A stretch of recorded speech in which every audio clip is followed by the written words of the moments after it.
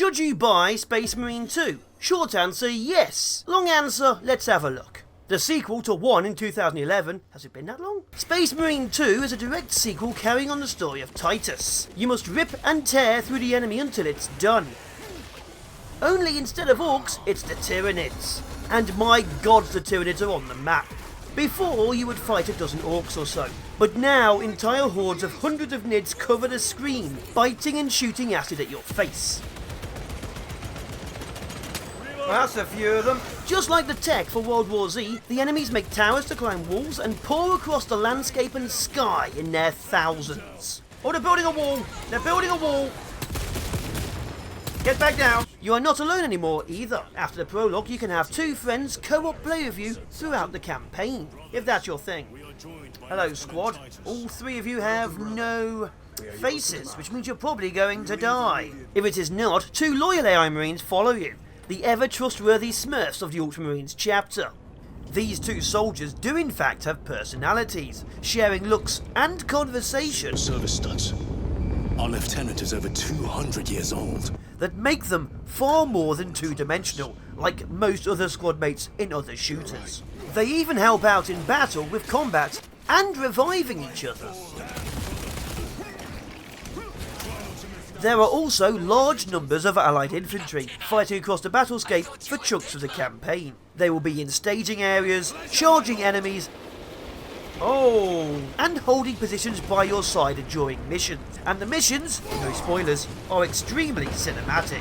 You no longer feel like 3 guys stopping a who cares situation. Now it is literally saving planets or die trying. Large scale set pieces, burning wrecks, and distant combat and weapon fire let you know the world is living, if at the end of it. Something tells me the enemy might be here. You truly feel like you are in a war. Huge Gothic architecture and ancient machinery also sell the size and age of the empire around you. The sheer scale of everything is insane. There's a tank just hanging from the ceiling. Everything looks part of the universe. The Space Marine vessel with the Primaris Marines, tech priests, and ships preparing for landing. We ought to recapture them.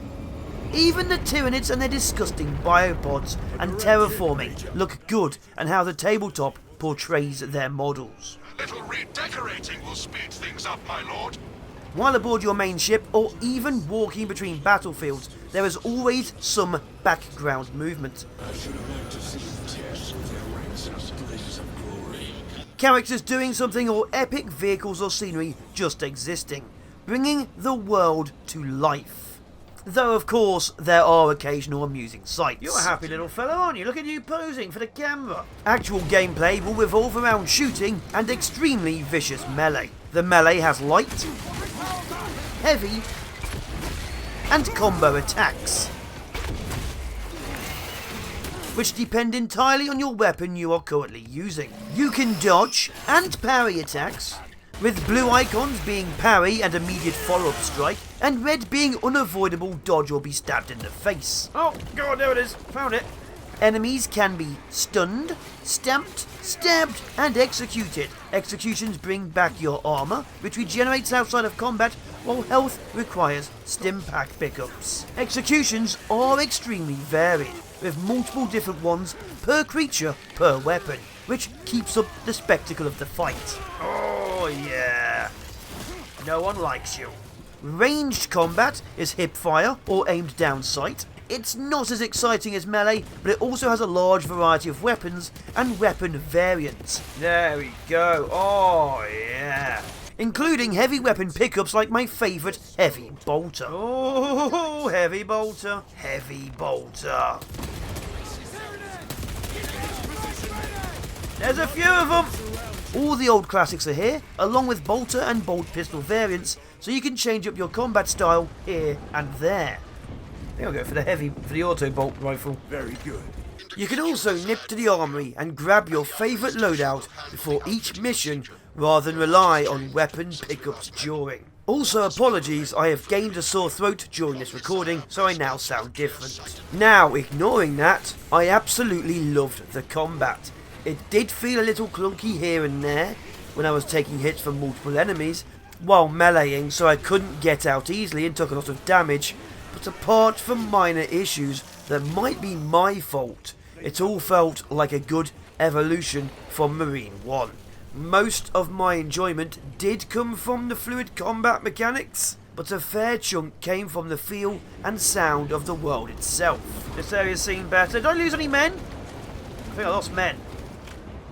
Just always something going on. God, the Mechanicus are creepy. You keep fighting, soldier. Oh, you two are not helping your friend. And neither are you, my gods. You guys are useless. Sorry, by the Emperor. For rough game length, you are looking at about 9 to 12 hours for a full campaign run, depending on your skill level and chosen difficulty. It could of course be longer if you love pain. If you truly must do exploration for the collectibles, it will add an extra 2 or so hours.